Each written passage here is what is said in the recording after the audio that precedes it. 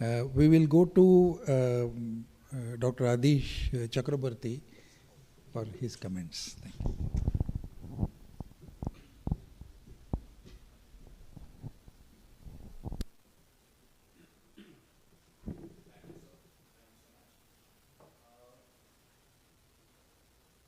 Thank you, sir.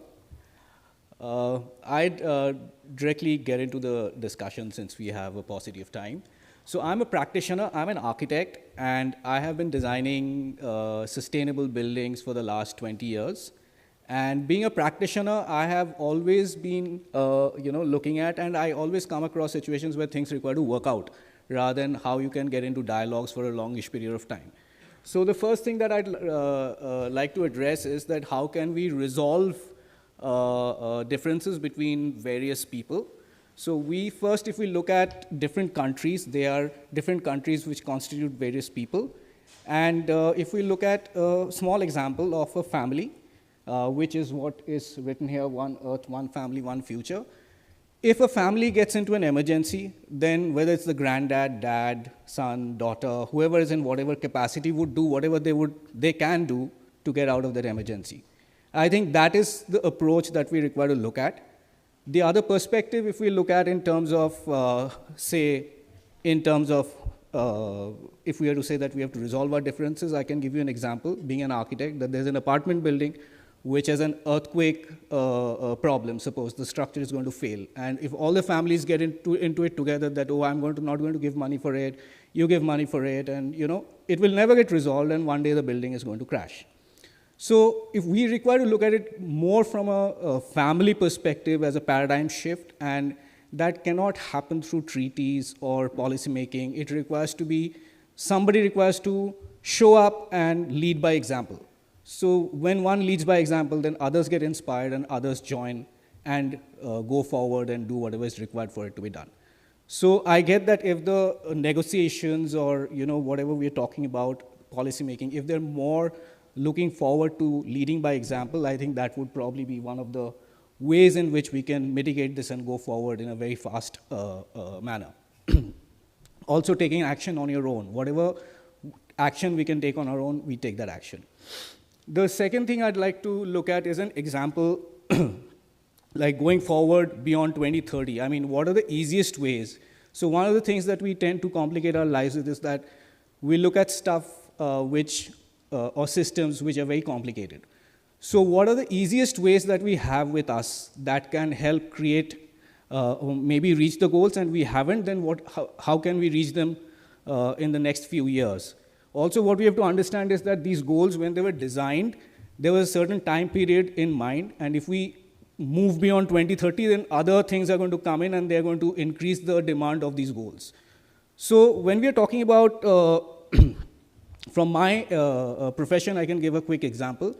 So there's something that we do called passive design in architecture, which is, again, sadly, not a very broad area of expertise to a lot of professionals who are practicing architecture, but it is actually a very, very potent tool. So what passive design does is basically, if you are a passive design professional, what you'll do is you look at how the sun moves around the earth, and the sun moves around the earth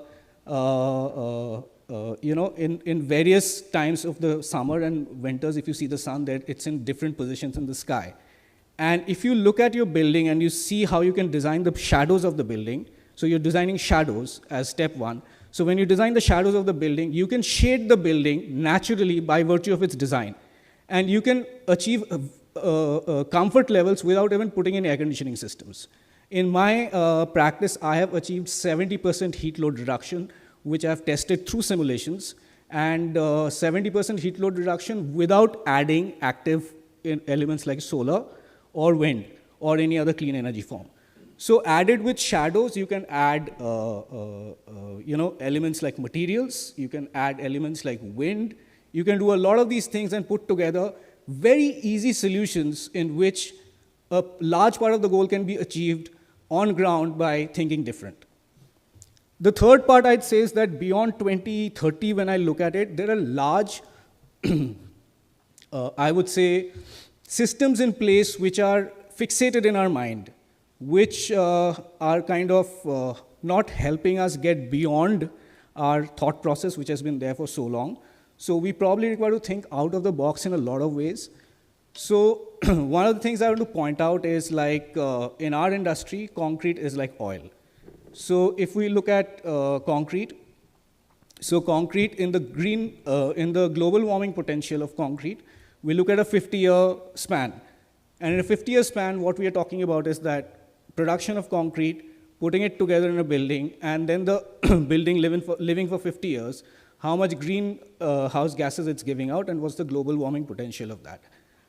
Whereas if you look at something like wood, say for example, wood as a material, I just visited the temple here yesterday. It's 700 years old. We all visited it. And that temple is made out of wood. And it's standing there despite all the diyas that are burning, everything that is there. So the temple is a phenomenal example of wooden architecture. Now what wood does, wood psychologically is a material that we are not used to anymore in the last 100 years because of RCC, brick, whatever we look at it. What wood does is that wood sequesters the carbon beforehand. If you look at concrete, what concrete is doing it is that it is burning.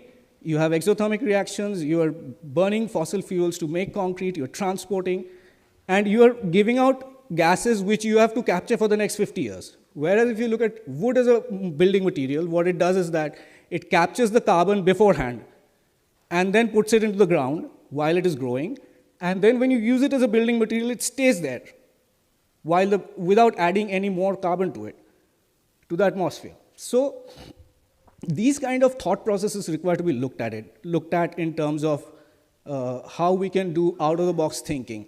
Now, wood cannot be done immediately. So why I bring up wood here is that if today, suppose in India, we propagate wood, the remaining forest might get cut. So wood is something which requires maybe a 5, 7, 10-year plan where farmers can be asked to grow timber in a small percentage of the land. That growing of the timber would help reduce the carbon in the atmosphere. It will sequester the carbon for the next 5, 7, 10 years. And use that as a cash crop. So it's a better, timber is a good construction material, and it can kind of help the farmers also in terms of getting some revenue back. And then that timber can be used in the construction industry, which has already, its carbon is sequestered, and then a cycle can get born. But this cannot happen by one person, one architect practicing in wooden architecture, one company doing solutions in wood. The other thing I want to point out about wood is that internationally this movement is on. So multi-storied buildings are getting made in wood, and they are fireproof, termite-proof. So all these things have been worked on, and they are a practical building tool that can be looked at in the future. So these kind of, why I bring up these two examples is that the out-of-the-box thinking and what is easy for us is, I think, what will pave the way to create the future. Thank you.